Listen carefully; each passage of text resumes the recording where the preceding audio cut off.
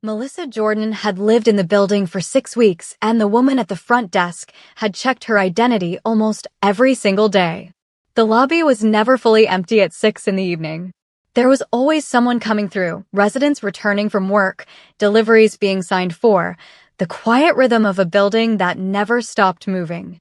Melissa Jordan had learned the rhythms of it in the weeks since she moved in the way she learned the rhythms of every space she inhabited quietly, completely, without making a performance of the attention she was paying.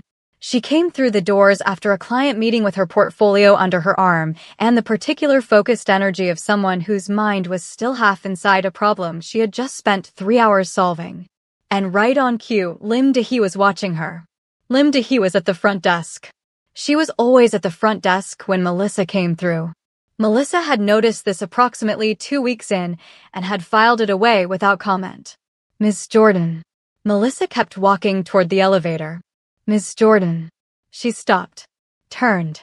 Dahi came around the desk with the unhurried movement of someone who had decided they had authority in this space and wanted every person present to register it before anything else happened. "I'm going to need to see your key fob again, Miss Jordan," Dahi said. A pause. Not because Melissa needed to find it, but because she was deciding whether to comply. "We've had some security concerns in the building." The lobby held its usual early evening population. 2 residents at the elevator. A couple coming in from outside, still unwinding scarves. The concierge at his station looked carefully at nothing. Melissa looked at her. "You've checked my key fob every day for 6 weeks, she said. "You know exactly who I am." "It's standard procedure," Dahi said. "For all residents." "Is it?" Melissa said. "Because I have never once seen you ask anyone else." "Ms. Jordan, I'm going to have to ask you to comply, or I will need to." "Need to what?" Melissa said. Not loud, just clear. The particular clarity of a woman who has been absorbing small things for 6 weeks and has decided that today is the day she stops absorbing quietly. "Contact someone?" "Please do. I live here. I pay to live here. I have never once caused a problem in this building." She looked around the lobby at every face that was pretending not to watch. "And you know that." Dahi stepped closer, lowered her voice to the register designed to feel intimate and threatening simultaneously. "There have been complaints," she said. "From who?" "I'm not at liberty." "From who?" Melissa said again. Into the lobby. Clearly. Without flinching. Silence. A man near the elevator shifted his weight but didn't turn around. The couple by the door went quiet in that careful, practiced way people do when they want to watch without being seen watching. Melissa noticed all of it. Not because she needed support, but because she understood exactly what kind of moment this was becoming. Public. Intentional. And not an accident. Then the elevator doors opened. Kang Hyunwoo stepped out. He read the lobby in 1 second, the way he read every room, completely and without appearing to. His eyes moved from Dahi to Melissa. Then back to Dahi. Something in his expression didn't change exactly but sharpened in a way that was visible to anyone paying attention. Dahi saw him. The transformation in her face was fast and practiced. For a split second, before the practiced warmth settled in, something sharper flickered underneath. Not surprise. Not concern. Something closer to being interrupted. The authority she had been wielding rearranged itself into something warmer and more careful before he had taken 3 steps out of the elevator. "Hi, no SSI. Is there a problem?" he said. Quietly. Not to Melissa. To Dahi. The lobby felt the weight of that distinction immediately. Dahi opened her mouth. Closed it. "No," she said. "No problem." He looked at her for a moment longer than was comfortable. Then his eyes moved to Melissa, brief, direct, the complete look of a man who has seen exactly what happened and has stored every detail of it. He walked toward the exit without another word. Melissa watched the door close behind him. Then she turned back to Dahi. "Have a good evening," she said pleasantly, and took the elevator. She didn't shrink. Not once. But here is what Lim Dahi didn't account for: the man who just walked through that lobby had seen everything. And he was not just passing through. Stay with me until the end. Because what happens next changes everything for all 3 of them. Hit like and subscribe if you love stories where the right woman always wins. 3 weeks earlier, Melissa had been in the elevator alone when the doors opened on the ground floor and Hyunwoo stepped in. He pressed the top floor button. She looked at it briefly and said nothing. He caught her looking. "You're the new tenant," he said. Not a question. The way someone states something they already know and is simply confirming. 6 weeks ago, she said. Hardly new. Something moved at the corner of his mouth. In this building, 6 weeks is new. How long have you been here? She asked. He looked at the numbers above the door. On and off, he said. She looked at the top floor button again. Top floor. Yes. Nice view, she said. It is, he said. The elevator stopped at her floor. She stepped out, turned back briefly. Melissa, she said. Just her name. Offered the way you offer something to someone you might see again. He looked at her for a moment. Hyunwoo, he said. The doors closed. She walked to her apartment and set her things down and stood in her living room thinking about her project. And for reasons she didn't examine, she thought about that elevator longer than she intended. Melissa Jordan chose this building the way she chose everything, with intention. Clean. Efficient. Quiet. A place where things worked the way they were supposed to. She had been right about everything except one thing. Lim Dae-hee had been warm and efficient the morning Melissa moved in. Had helped with paperwork, shown her the amenities, and answered every question smoothly. And then, almost immediately, the small things had begun. The noise complaint was filed at 9:47 p.m. on a Tuesday when Melissa had been sitting quietly reading. The maintenance request was submitted 3 times and acknowledged 0. The package was held at the front desk for 4 days without notification. The letter about a building policy she had never seen cited for anyone else. Each thing small. Together, a pattern. Deliberate and sustained and designed to make her feel like a problem in a place she had chosen and paid for and had every right to inhabit completely. Melissa had said nothing. She had opened a document and begun recording everything. The document wasn't emotional. It was precise. Dates. Times. Language used. Copies of every notice. Screenshots. She didn't write opinions. She wrote facts. Because in her experience, facts didn't argue, they accumulated. And when they accumulated long enough, they became leverage. She had not yet connected it to anything beyond dislike. But she recognized patterns. And she never ignored them twice. She did not know about Hyunwoo's mother. She did not know about the architecture underneath what was happening to her. She knew only that something was wrong. And that she was not going anywhere. Lim Dae-hee had been managing Hyunwoo residences for 3 years.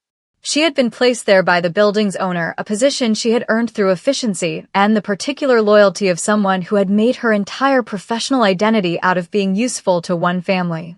She ran the building meticulously. Everything in its right place. Everything operating exactly as it was supposed to. She was also waiting. Not for an opportunity for him.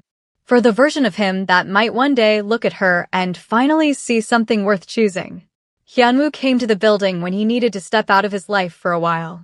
The top floor was the one place he kept entirely separate from everything else. No meetings, no business conducted there, just the particular silence of somewhere that asked nothing of him. He came sometimes for a night. Sometimes for a week. He kept no schedule. He told no one when he was coming. Dae-hee was always there when he arrived. She had structured the entire rhythm of her professional life around being present in a space he occupied occasionally. She told herself this was dedication. The part underneath dedication she did not examine closely. He was always courteous with her. Warm in the distracted way of a man who is warm to the people around him without it meaning anything specific. He had never once looked at her the way she wanted to be looked at. She noticed that. And continued anyway. When Melissa Jordan's application came through, the name, the photograph, the profession, something moved through Dae-hee that she did not look at directly. She approved the application because she had no grounds to reject it. But she had not been welcoming. And she had not been careful about hiding it. Hyunwoo knocked on Melissa's door 2 evenings after the lobby incident. Melissa opened it and found him in the hallway, not performing casualness, just there. The way a man stands when he has decided to do something and has decided not to make a production of it. I wanted to apologize for what happened in the lobby, he said. You didn't do anything, she said. No, he said. But you shouldn't have had to deal with that. She held the door, held his gaze, considered him with the measuring, unhurried attention she brought to everything that mattered. Would you like to come in? She said. He came in. He looked around her apartment the way she had looked around spaces her entire career, reading the choices, the intention behind every decision, the particular way a room told you who someone was before they opened their mouth.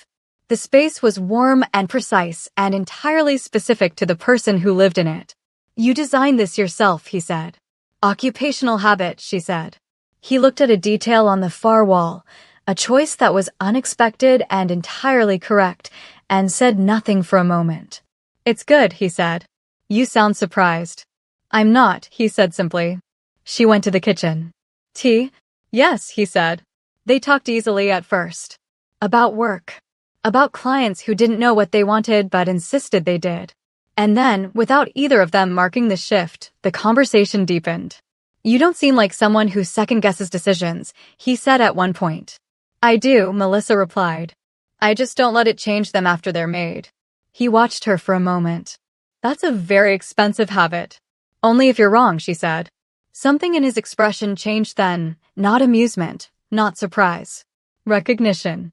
Melissa told him about her current project, a hospitality space that was giving her trouble, a client who kept saying elegant and meaning cold. He listened and said 4 words that unlocked the entire problem, and she looked at him across her kitchen table with the specific expression of someone who has just been surprised by a person they were in the process of underestimating. How did you? I've been in rooms where saying the wrong thing costs millions, he said simply. She laughed. The real one, unguarded and warm. He left at 10. She stood at her closed door for a moment afterward.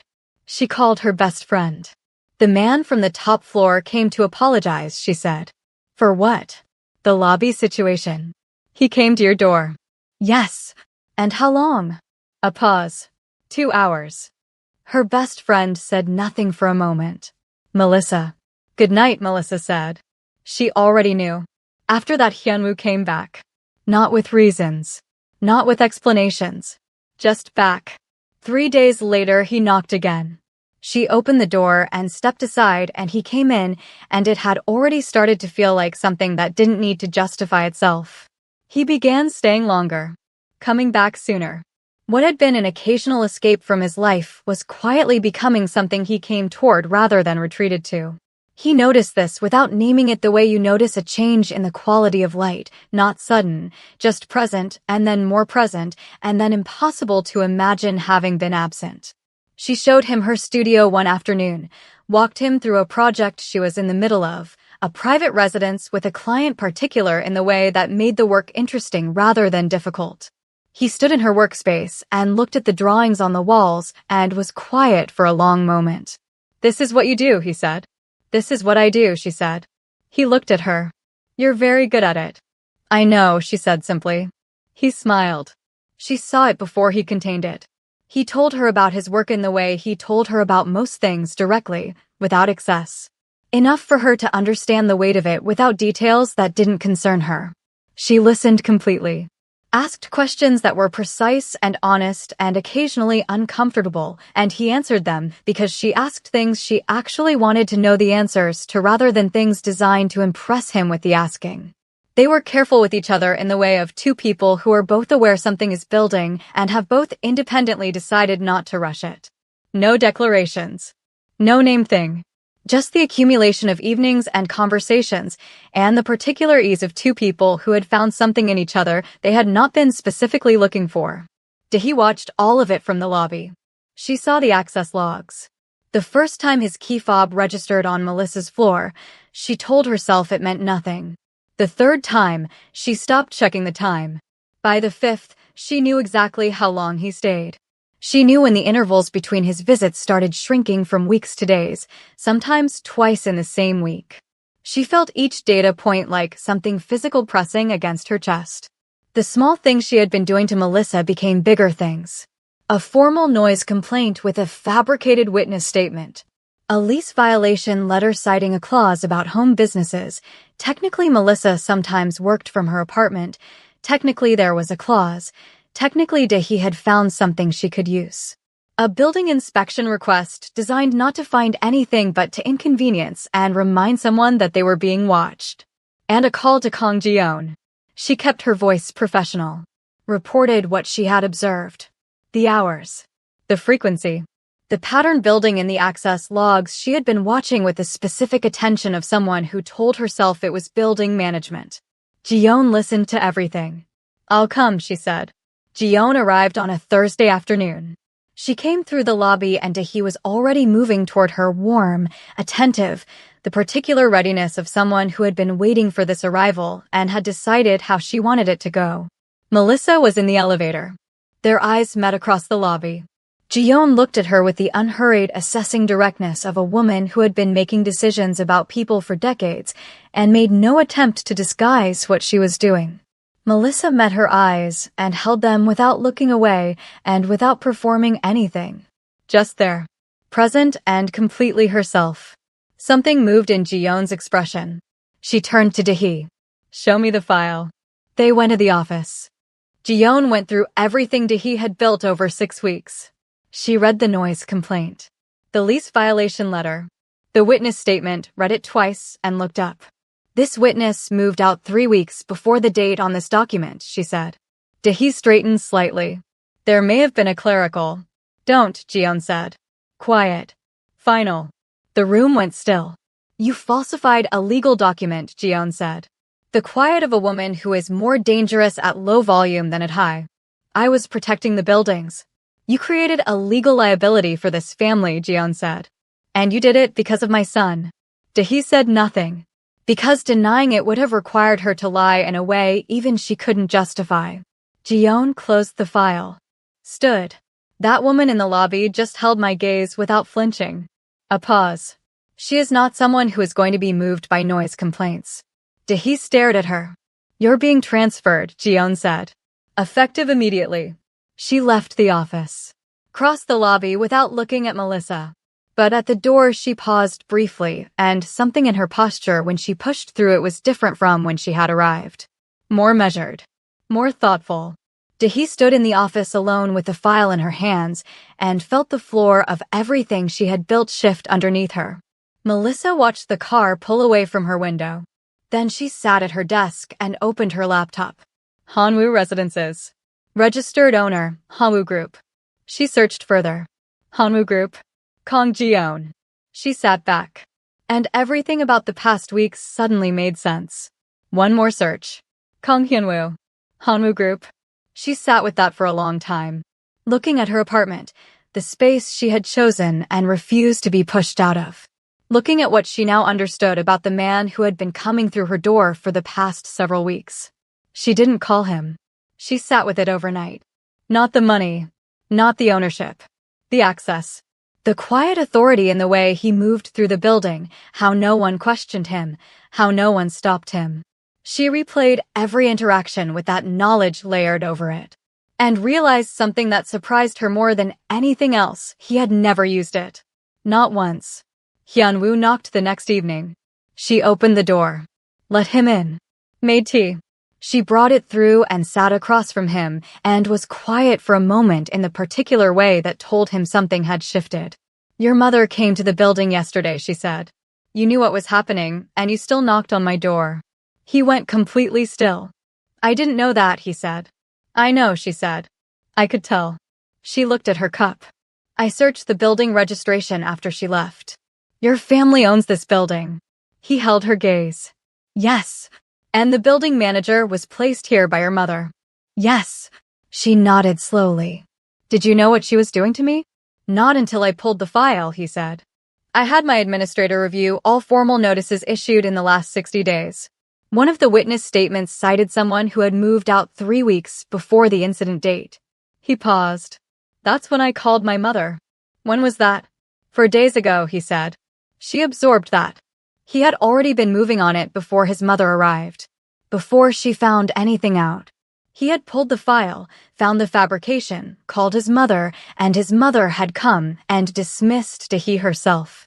She didn't side with her, Melissa said. Thinking out loud more than asking. No, he said. She wouldn't. Whatever my mother's opinions are about my life, she would not expose this family to legal liability for anyone. Melissa was quiet for a moment, processing the full picture of it: Dahee's obsession, Ji-yeon's arrival, the dismissal, the way Ji-yeon had looked at her across the lobby before going into that office. She came to look at me, Melissa said. Yes, he said. I called her this morning, after she told me she had come. What did she say? He looked at her. She said you were not what she expected. Melissa held that. Coming from a woman who had just watched her hold her gaze without flinching across a lobby and had dismissed her own building manager as a result, not what she expected carried its own specific weight. Is that good or bad? She asked. From my mother, he said. Unexpected is the closest thing to a compliment. She looked at him for a long moment. You should have told me. About the building. Yes, he said. Simply. Without defense. Why didn't you? Would it have changed anything? He asked. She considered that honestly. No, she said. But I would have been watching you differently. He was quiet for a moment, the honest quiet of a man finding the precise answer. Because the first time I knocked on your door, I wanted you to open it for the right reason, he said. Not because of what I own. She held that. I would have opened it anyway, she said. Something in his expression settled into something warmer than his default. I know that now, he said. The apartment was quiet around them. The city moved outside her window. The building that had spent 6 weeks trying to make her feel like a problem sat around them now, hers, completely and without argument, the way it had always been supposed to be. She looked at him across the space between them. You think she's going to make this easy? Melissa said. Your mother. No, he said. She won't. He held her gaze. She also won't be the deciding factor in anything I decide. You sound very certain about that. I am, he said simply. She was quiet for a moment. The project I told you about, she said. The hospitality space. It opened last week. He looked at her. Is that your way of telling me it went well? It is, she said. Then, after a brief pause, just enough to make the next part intentional, she was quiet for a moment. Not uncertain, just thinking. Because this wasn't just about him anymore. It was about everything that came with him. I want you to see it. He held her gaze. That sounds like a reason. It is, she said. A beat. Then, more clearly. But it's also me asking you on a date. The words settled between them without awkwardness. Without hesitation. Just there. Something in his expression shifted. Not surprise. Not uncertainty. Recognition. I was wondering how long it would take you to say that, he said. She smiled slightly. I don't rush decisions. No, he said. You don't. He leaned back just enough to study her fully. Then yes, he said. I'd like that. A brief pause. But I'll choose where, he added. Melissa smiled. And, just like that, something unspoken finally had a name. The building settled around them, quiet and entirely hers, and whatever was between them finally had all the room it needed to become exactly what it was going to be. If you made it this far, then you already know. Melissa was never the problem. She was the one they should have been careful with. But tell me this, would you have handled it the way she did, or walked away earlier? Like this video if you saw that coming. And subscribe, because the next story, you don't want to miss it. Thanks for watching.